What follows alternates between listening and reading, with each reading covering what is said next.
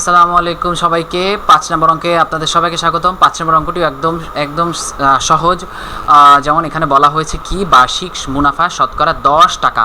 শতকরা 10 টাকা মানে 10%-এর কথা এখানে বলা হয়েছে, অর্থাৎ মুনাফার হারের কথা বলা হয়েছে।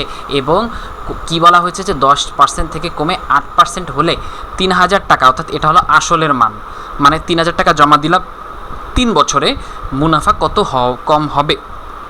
তো আমাকে বলা হচ্ছে যদি মুনাফার হারটা 10% থেকে 8% করা হয়, তখন কেউ যদি 3000 টাকা ব্যাংকে জমা রাখে, তাহলে সেই 3000 টাকার 10%-এ যে মুনাফাটা পাওয়া যেত, সেটা 8% করা হলে যে মুনাফাটা পাওয়া যাবে, তার মধ্যে ডিফারেন্সটাই কিন্তু কতটুকু মুনাফা কম হয়েছে সেটা।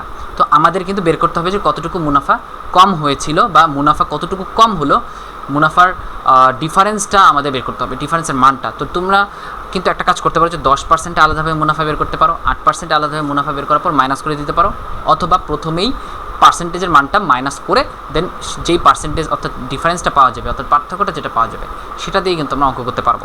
যেমন আমরা সহজটাই করি যাতে আমাদের এমসিকিউতে অনেক ভালো মতো আমরা জিনিসটা করতে পারি। এবং তো সবার আগে আমরা বলতে পারি যে শতকরা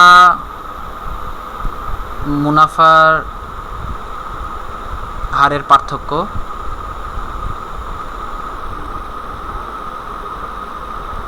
10% মাইনাস 8%, তাহলে কত হচ্ছে এখানে 2%। তাহলে আমি এখানে লিখতে পারি 2/100।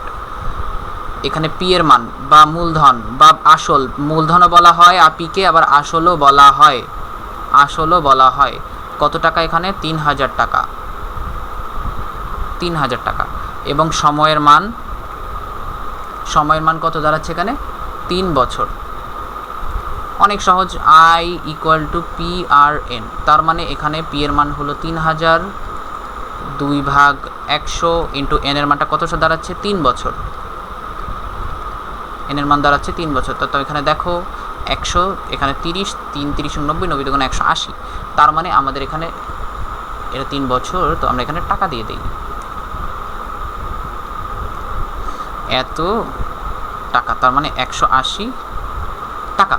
তার মানে এখানে বলতেছে যে 10% থেকে 8% কমার ফলে মুনাফা কমে 180 টাকা। এটাই হলো উত্তর। আমরা কিন্তু 10%-এ নতুন করে মুনাফা বের করতে পারি I1, এবং 8%-এ নতুন করে মুনাফা বের করতে পারি, সেটা হলো I2। এবং I1 I2 বের করার মাধ্যমে আমরা কিন্তু ডিফারেন্সটা যদি হবে I1 = I2, তাহলে কিন্তু এখানে 180 টাকা চলে আসবে। তোমরা যারা অষ্টম শ্রেণী রয়েছো তারা কিন্তু এটা তোমাদের HW, তোমরা এটা HW করে কমেন্টে দিয়ে দিবে, ঠিক আছে? কমেন্টে দিয়ে দেবে, ইকরাম ভাইয়া তোমাদেরকে এটা তোমাদের HW দিয়ে দিল, যারা অষ্টম শ্রেণী যারা দেখছো, ঠিক আছে? করে দেখো যে 180 মিলে কি না মিললে তখন কমেন্টে জানাই দিও, ঠিক আছে? তো আমরা 6 নম্বর অঙ্কে আমরা চলে যাই।